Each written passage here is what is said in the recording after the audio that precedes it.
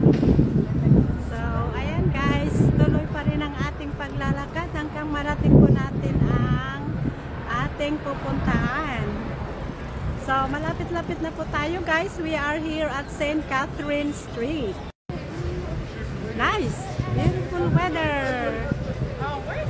I like it! Ayan guys. Marami po tayong ang naglalakad dito sa street na ito. Mamahinga tayo sandali guys dahil ang aking paa ay sumasakit na sa kalalakad. Ayan, this is a resting place for now. Bago tayo magpatuloy sa ating pupuntahan at destinasyon. Ayan guys, well rested na po tayo at tuloy-tuloy na po ang ating paglalakad. Ayan. I got energized guys from